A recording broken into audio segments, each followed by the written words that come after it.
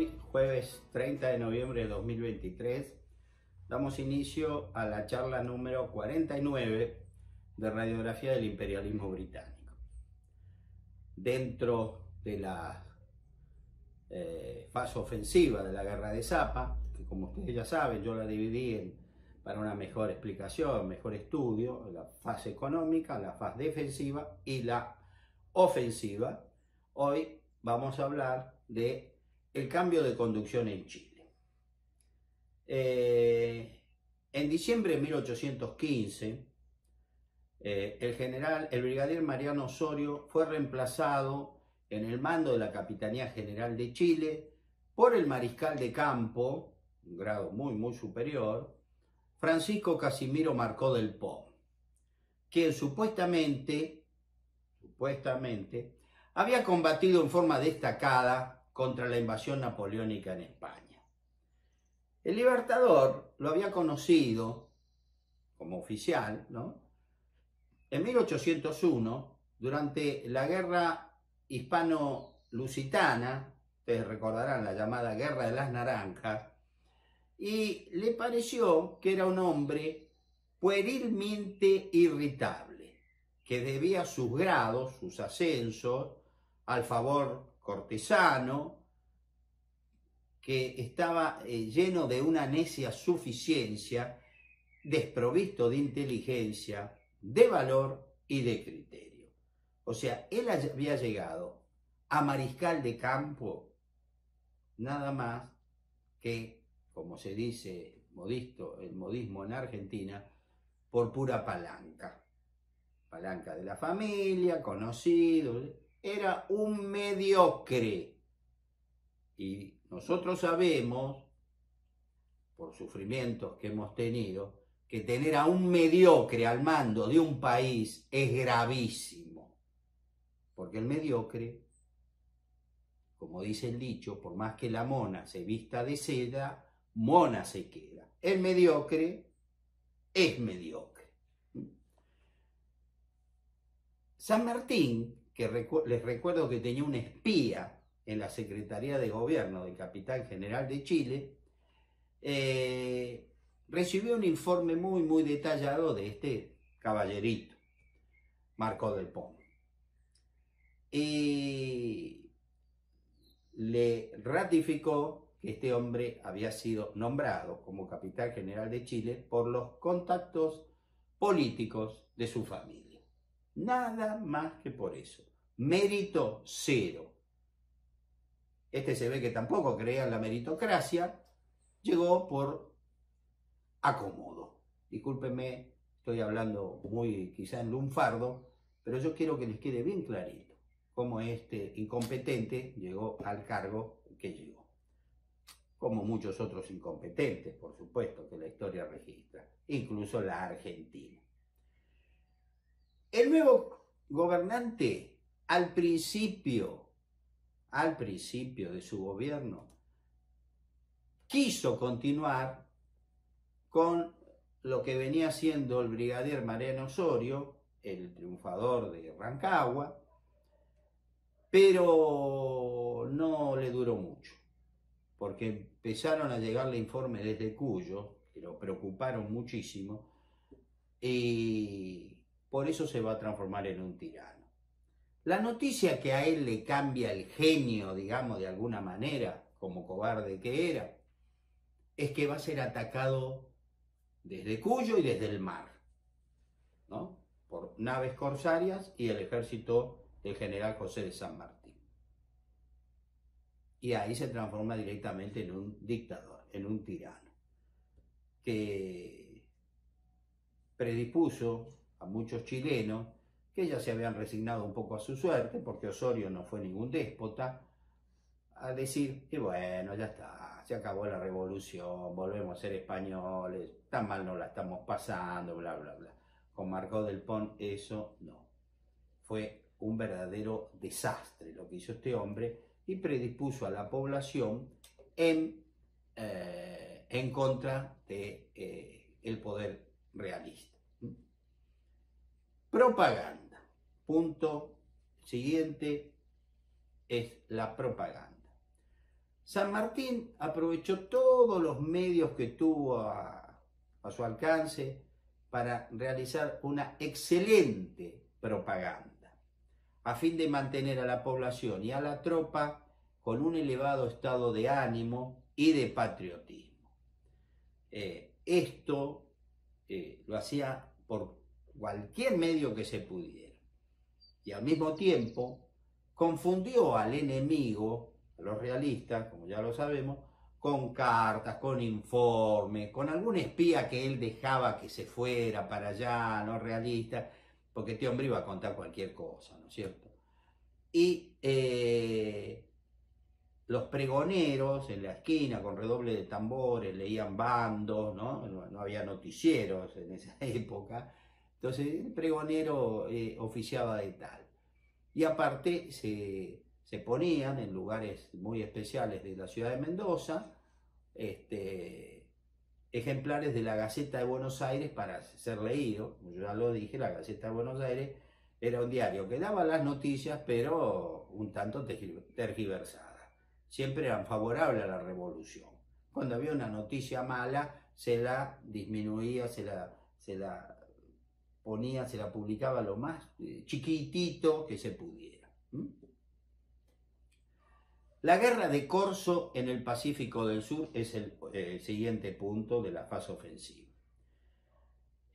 Para conocer la capacidad de reacción de Francisco Marcó del Pom y al mismo tiempo distraer la atención sobre Mendoza, mientras él empezaba a acelerar cada vez que podía, San Martín, sabiendo por noticias procedentes de Buenos Aires, que había zarpado una expedición corsaria al mando del coronel de Marina, Guillermo Brown, para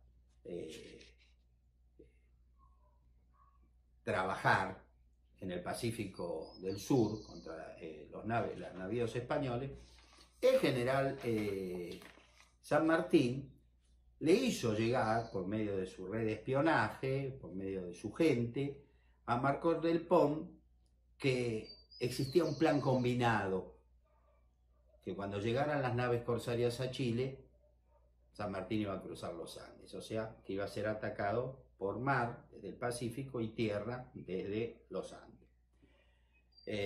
Yo acá en la obra detallo perfectamente cómo fue la operatoria naval de Guillermo Brown, a quien acompañaba, entre otros, un hombre que fue granadero, capitán de fragata,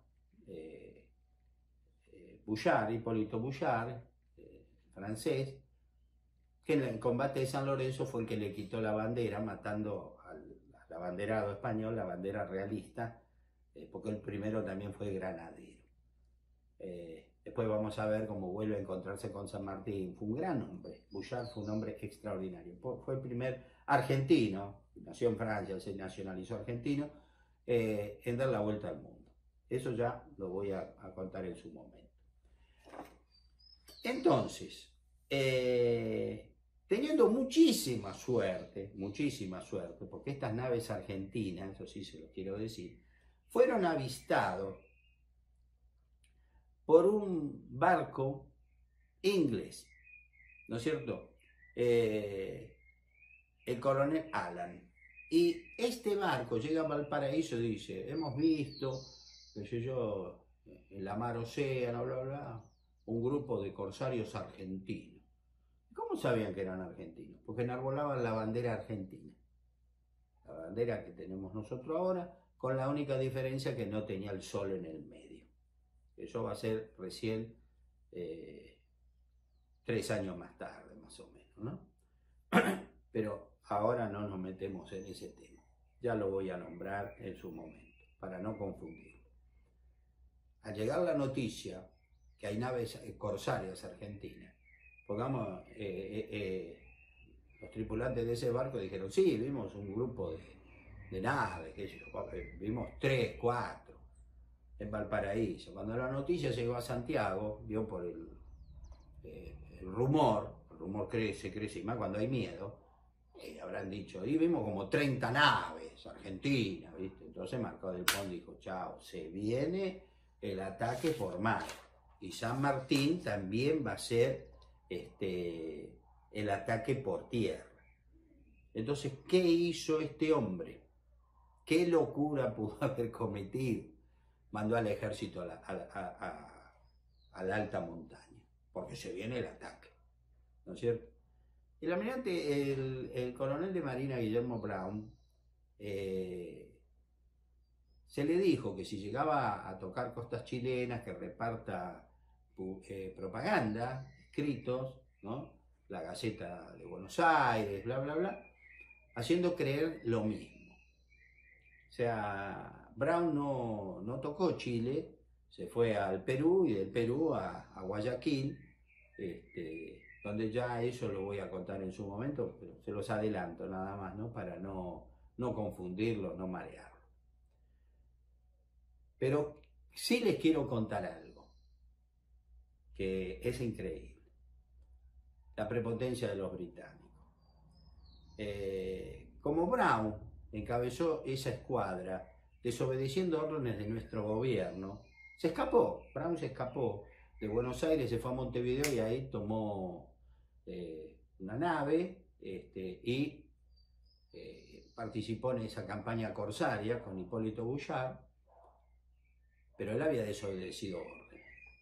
Cuando él regresa, claro, no se anima a entrar en Buenos Aires y sigue derecho y se va al Caribe.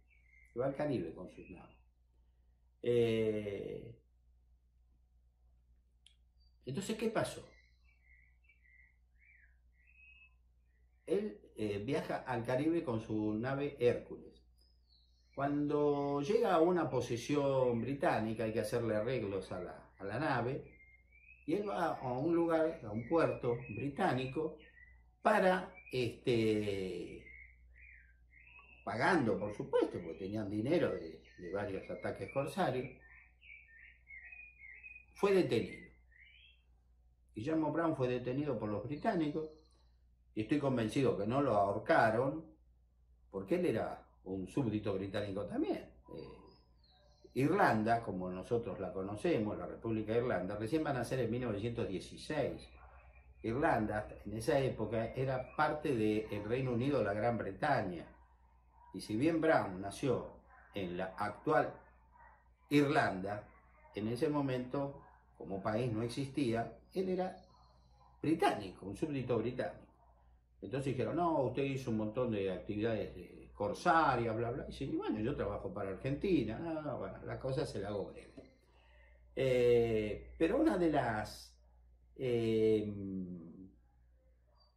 acusaciones, fíjense la prepotencia de los británicos, del almirantazgo, se lo acusó, dijo, dentro de las desopilantes e increíbles acusaciones, escribo yo, de la que fue objeto Guillermo Brown, se destaca por sobre el resto de las demás el haber doblado el Cabo de Hornos, o sea, haber cruzado del Atlántico al Pacífico, sin licencia de la Compañía Comercial de las Indias Orientales. Es decir, ellos, una compañía privada, era la dueña del globo, la dueña de las aguas del mundo.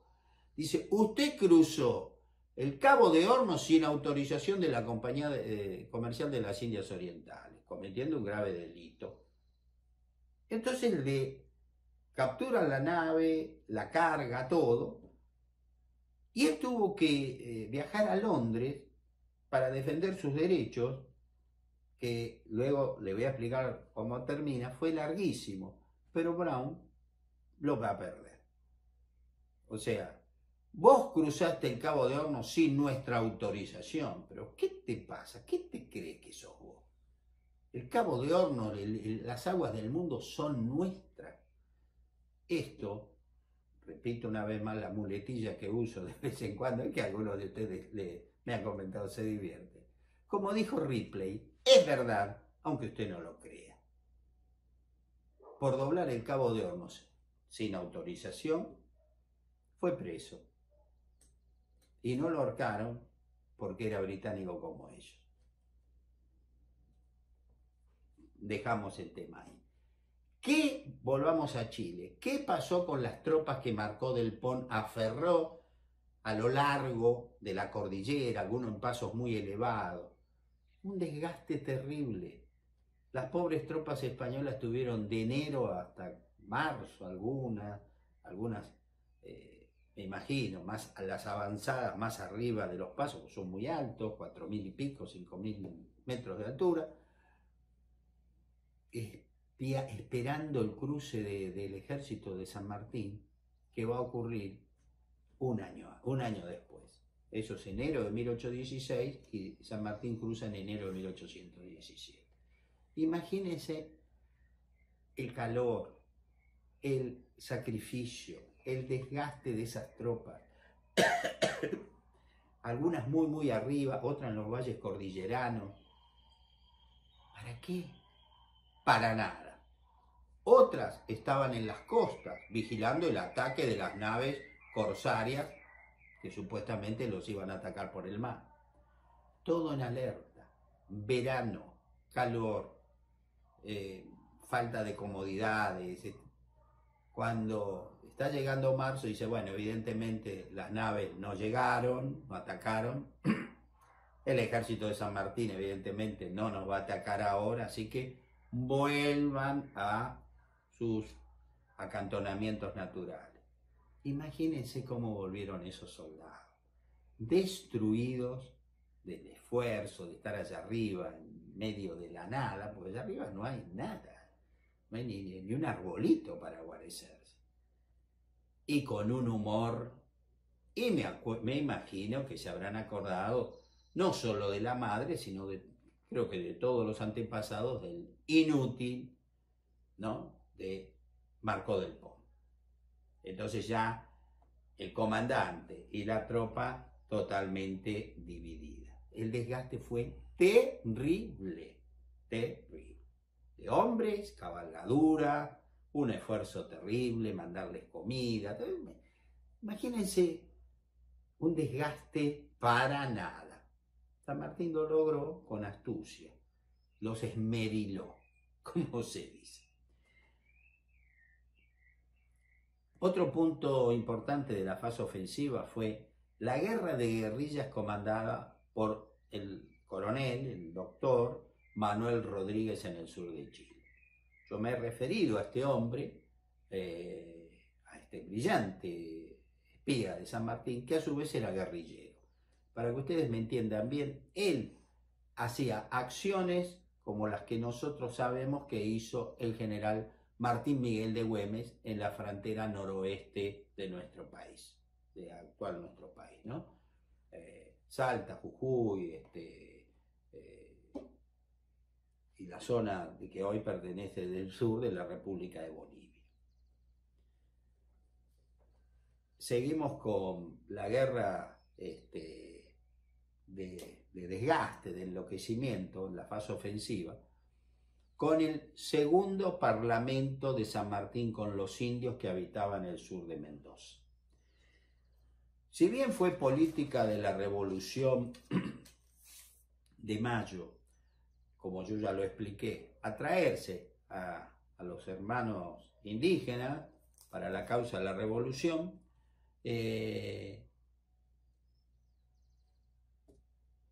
dice Ricardo Rojas que esta política se implementó de la siguiente manera. La sublevación de los indios para atraerlos a la causa de la emancipación fue, desde sus comienzos, uno de los provistos de la Revolución Argentina. Ya en 1810 lo habían anunciado Moreno desde la Junta y su representante Castelli, cuando proclamó la libertad de los pueblos autóctonos desde las ruinas preincaicas de Tiahuanaco, al entrar en el Alto Perú. Manifiestos argentinos escritos en quichua y aymara circularon entonces entre las poblaciones del norte. Belgrano se dirigió en guaraní a los pueblos del litoral y Paraguay. Aquel sentimiento de continuidad histórica daba a la guerra emancipadora el carácter de una reivindicación. Y en 1816 había de inspirar el proyecto de la restauración de los incas del Cusco. Acuérdense, ya lo expliqué, que hasta el general Belgrano dijo, no es una república lo que nos conviene, sino un descendiente de un rey inca. Que Tomás Manuel de Anchorena, cuando lo explicó, dijo, pero a ver, explícamelo eso. No, lo dije para que los indígenas del Alto Perú estén con nosotros, ¿no? Pero ese rumor de coronar a un descendiente de los incas estuvo en los planes emancipadores. Esa es la verdad. Esta propaganda funcionó con todos los pueblos indígenas, menos con los del sur. En los del sur dominaban un pueblo chileno, pueblo indígena chileno, los araucanos, que por su ferocidad y armados hasta los dientes por los españoles, se impusieron a las tribus argentinas, los picunches, los pehuenches, los tehuelches y luego los pampas, entre otras cosas, vuelvo a repetir, porque estaban muy bien armados, tenían muy buenos jinetes, muy buenos caballos, y eran personas de una ferocidad increíble. Los araucanos fueron muy bravos, y para desgracia nuestra, siempre estuvieron del lado realista. Realizaban malones, saqueos, incendios, depredaciones, y el producto de su pillaje lo vendían en Chile a los realistas. Esto se va a mantener, esto ya venía de antes de la Revolución de Mayo, y se va a mantener hasta 1879, en que al mando del general Julio Argentino Roca, Argentina ocupó su espacio geográfico en los mapas, pero no en la realidad, acabando con esa pesadilla. Y quiero hacer una aclaración que hoy por hoy creo que también resulta importante. Estoy hablando de araucanos, no de mapuches. La palabra mapuche fue un invento de la inteligencia británica a principios del siglo XX. No existe una etnia llamada mapuche. Son araucanos, ¿sí? No hablo más que eso por el momento. Ya lo voy a explicar en su debido tiempo y forma. San Martín, en 1816, él había tenido un encuentro, el primer parlamento, con los indígenas del sur de Chile, recordarán, en San Rafael, Mendoza, en octubre de 1814, pero ahora, como se acerca el momento del cruce de los Andes, en el Plumerillo se trabajaba las 24 horas del día, todo el mundo haciendo lo que tenía que hacer, la ciudad de Mendoza, el pueblo mendocino, el pueblo cuyano, en San Juan, en San Luis, con un patriotismo que no ha sido bien recordado en nuestra historia. Por eso, desde esta humilde tribuna, yo le quiero testimoniar mi reconocimiento al pueblo de Cuyo. Se trabajaba a morir. Entonces San Martín dijo, bueno, es el momento que yo tengo que tener otro parlamento con los indígenas del sur de Mendoza. Y así fue como el martes 10 de septiembre de 1816, casi a los 2 años del primer parlamento, San Martín se dirigió al fuerte sureño de Mendoza, en ese entonces, de San Carlos. Dice, llevando varias recuas de mulas cargadas de centenares de pellejos de aguardiente y barriles de vino, dulces, telas vistosas y cuentas de vidrio para las mujeres. No sé si ustedes lo escuchan, a mí me está enloqueciendo el zorzal. Ay, Dios mío. Y para los hombres, arneses de monturas, víveres de todo género en abundancia, un surtido de bordados y vestidos antiguos que pudo reunir en toda la provincia con el objeto de deslumbrar a los indígenas. El domingo 15 de septiembre a las 8 de la mañana desnudos de la cintura para arriba y con sus largas cabelleras sueltas al viento, blandiendo sus largas chuzas emplumadas en actitud de combate, se aproximaron al fuerte, dejando escuchar que estaban llegando al fuerte de San Carlos por los cuernos vacunos que soplaban, o sea, como si fuera una trompeta. En la zona se habían reunido, ¿no? Estaban llegando 50 jefes indios de importancia, entre las que se puede mencionar alfabéticamente a Ancay, Antepán, Calimilla, Epimán, Goico, Huancaneucul, Jamín, Manquepí, Marilinco, Millatur, Ñancuñán, Nevancari y Peñalef. Al llegar cada delegación indígena, comandada por estos caciques, estos jefes, una partida de granaderos a caballo salía a su encuentro y efectuaba disparos de fogueo para recibirlos y escoltarlos a la explanada del fuerte, donde las mujeres y los niños, sin desmontar, se separaban y se colocaban a un costado de los hombres de la tribu. Cada una de ellas simulaba un combate de unos 15 minutos, demostrando su valor y su condición de eximios jinetes, que lo eran. El indio era un eximio jinete. Asociándose a la demostración, un cañón del fuerte cada 5 minutos hacía un disparo de salva, respondiendo ellos con una infernal gritería. Al concluir su demostración, ese grupo se ubicaba donde estaban sus mujeres e hijos. Esto duró toda la tarde. Cada delegación, cada tribu que llegaba hacía lo propio, ¿no? El ministro de gobierno, Alejo Navarro, repartió obsequios y los arengó a participar de este modo del Parlamento. ¿No será ya nuestra feliz posteridad reinar en nuestra América la arbitrariedad y el despotismo? Nosotros y vosotros, que hemos nacido en este suelo manchado tantas veces con la sangre de nuestros padres, seamos los gobernadores. Restablezcamos la piedad y la justicia que distinguían el trono de nuestros incas. Otra vez el tema de un gobernante indígena, inca. Eso daba vuelta y le gustaba mucho. ¿A quién? A los indígenas. A continuación comenzó el Parlamento. San Martín se ubicó a la cabecera de una larga mesa junto al teniente coronel José Suso, que había sido el parlamentario, ¿se acuerdan? Con Mariano Osorio, que el otro le respondió: no le puedo conferir la habilitación al comercio por el árbol de la libertad. Recordarán que lo hemos comentado hace 2 charlas y después el martes pasado.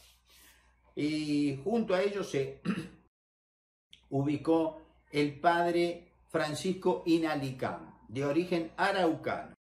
Este sacerdote, que obró en 1814 como traductor, ahora volvió a ser, porque los araucanos hablaban un idioma que se llama Mazapungum, que no se puede escribir, que no tiene forma de escribirlo, pero es oral, que es muy muy difícil, según yo he leído.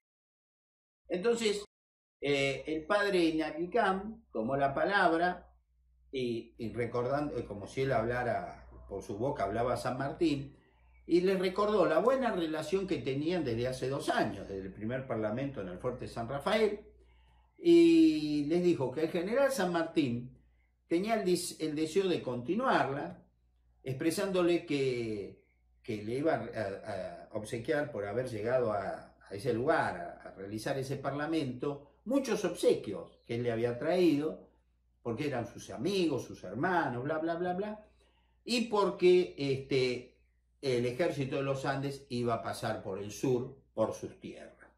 Entonces, como un derecho de paso que iban a tener, y bueno, tenían que pasar por ahí, no tenían otro lugar por donde pasar que ir a Chile por el sur. Los indios, San Martín, Suso y el padre Inalicán, se retiran. Los indios se quedan charlando entre ellos, los jefes, durante unos 15 minutos. El jefe Nancuñán, que era el más viejito, tenía más o menos unos 80 años, le expresó al padre Inalicam que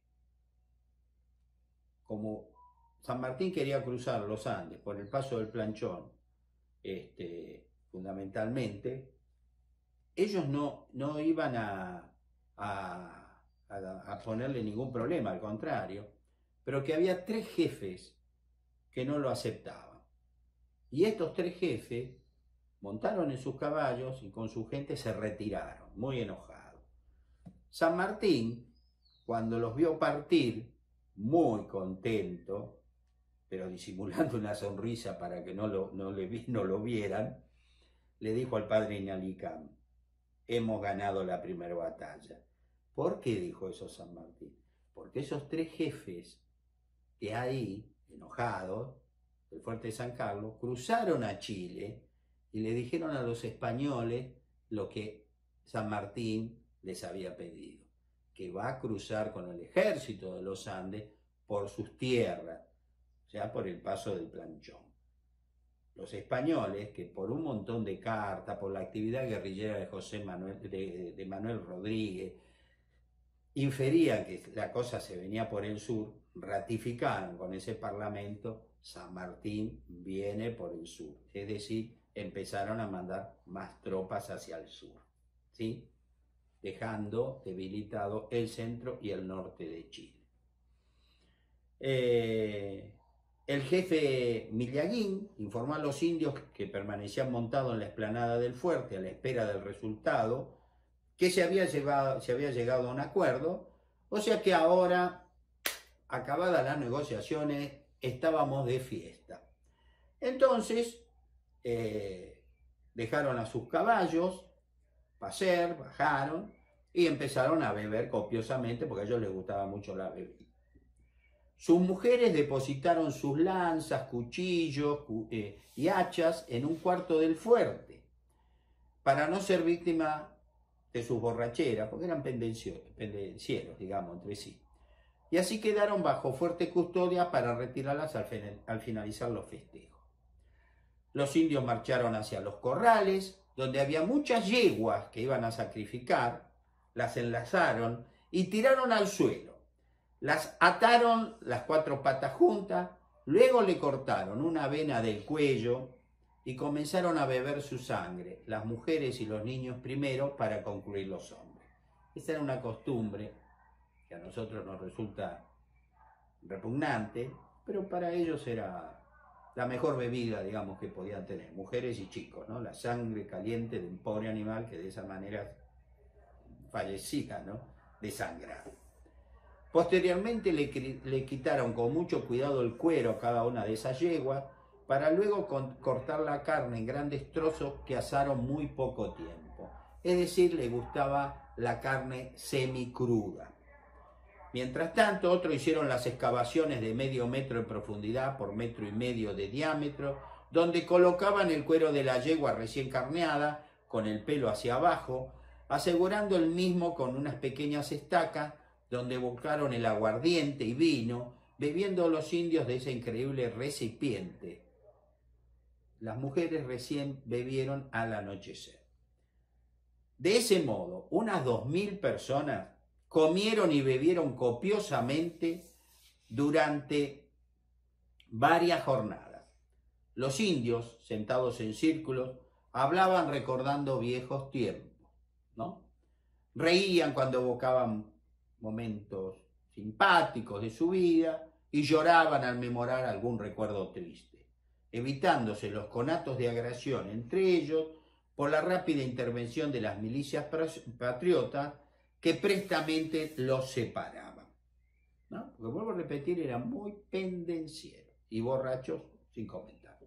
Entrada la noche, los efectos del alcohol hicieron efecto y un silencio sepulcral reinó en el lugar hasta las primeras horas del día, en que alegremente volvieron a repetir los excesos, y así esa bacanal digna de la Roma de la decadencia duró 3 días hasta que se agotó el alcohol.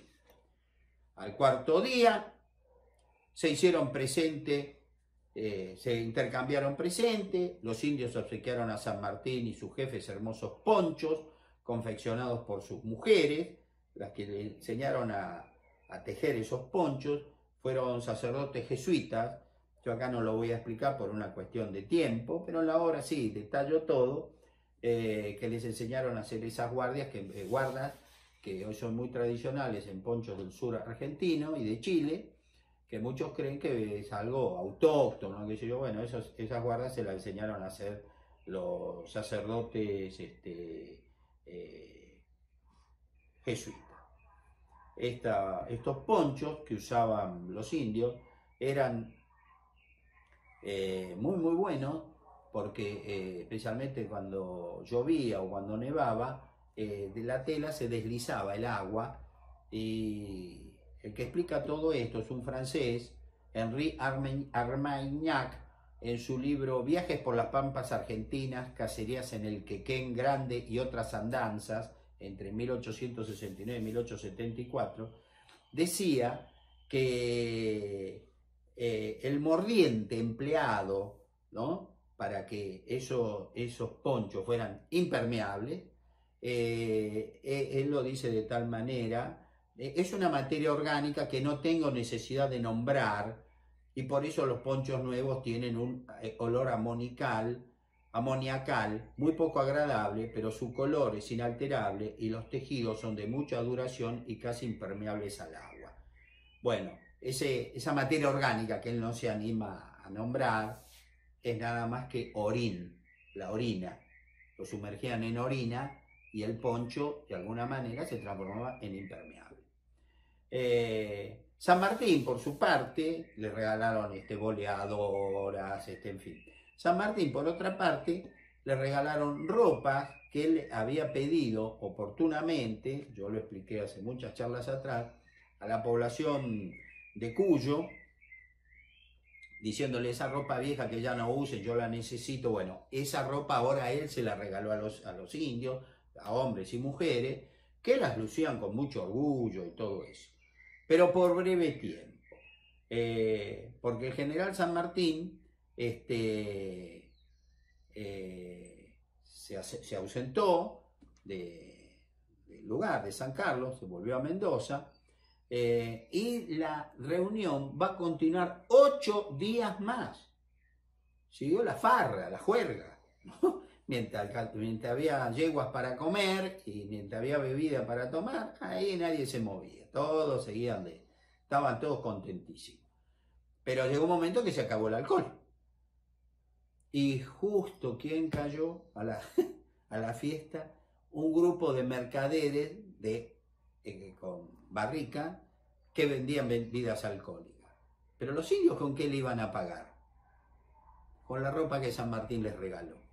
Ya se sacaron la ropa, se la dieron a estos mercachifles y estos le vendieron bebida. Así terminó ese segundo parlamento. Pero fíjense la astucia del general San Martín. El martes 24 de septiembre de 1816, él le escribe al general Tomás Guido en Buenos Aires una carta relacionada con el parlamento y le dice: concluí con toda felicidad mi gran parlamento con los indios del sur. No solamente me auxiliarán al ejército con ganado, sino que están comprometidos a tomar parte activa contra el enemigo, o sea, a luchar. Sobre esta misiva, un gran escritor e historiador sanmartiniano, el señor Celedonio Galván Moreno, dijo, en una opinión que yo comparto en un todo, lo siguiente: en el afán de mantener sus planes en secreto, San Martín daba falsos informes hasta a sus mismos amigos, como el general Tomás Guido. Y en Buenos Aires, Guido se ve que no pudo contener y habló algo. En Buenos Aires se creyó que el parlamento realizado en el sur, en el fuerte de San Carlos, el parlamento con los pehuenches, así se lo conoció, había quedado establecido que auxiliarían al ejército con ganados, estando comprometidos a combatir contra los españoles. Esto fue algo que dijo San Martín. Pero San Martín, les adelanto un poco la historia, algunos que no la conozcan, no fue a cruzar por el sur, pero sí se lo dijo a los indios. Yo voy a ir por el sur, por sus tierras, y ustedes se han comprometido a proveerme de ganado y hasta combatir junto a mí. San Martín no sabía que los indios nunca iban a combatir con él. Es más, llegado el momento podrían combatir junto a los realistas. Bueno, mis queridos amigos, creo que ya estamos promediando la ofensiva, la parte ofensiva de la guerra de Zapa. Creo que esta es la forma cabal con la que hay que explicar esto que es tan enmarañado, que como dijo en una oportunidad el general Jerónimo Espejo, dificulto que esto algún día se pueda hacer. Yo no quiero arrogarme la jactancia de decir que yo la he, ¿cómo se llama?, he logrado liberar la madeja, pero sí que se ha avanzado un poquitito bastante. La forma es así, despacio, porque si no esto no se entiende. El general San Martín, esta maraña, esta cosa tan complicada, la hizo a propósito, para que nadie la entendiera. Y la genialidad del padre de la patria es que nadie la entendió en su momento y hubo que, le aseguro, que trabajar muchísimo tiempo, muchos años, fue tirando de un hilito, tirando de otro, y de pronto la cosa se fue esclareciendo. ¿Está totalmente esclarecida? No, yo no lo creo. Ojalá algún joven historiador retome esta tarea y la vaya desmenuzando cada vez más. Porque yo les aseguro que es una tarea apasionante. Es una tarea engorrosa, es laboriosa, pero al mismo tiempo apasionante. Bueno, con esto doy por finalizada la charla número 49, radiografía del imperialismo británico, y ya estamos prácticamente golpeando la puerta del mes de diciembre. Así que si Dios quiere, nos veremos el martes que viene, nos encontraremos, mejor dicho, el martes que viene, y vamos a seguir avanzando, a ver si puedo terminar antes de concluir este año con la fase ofensiva de la guerra de Zapa. Como siempre, han sido ustedes muy amables por su atención y los comentarios que me hacen llegar a mi WhatsApp. Muchísimas gracias por su atención. Buenas tardes.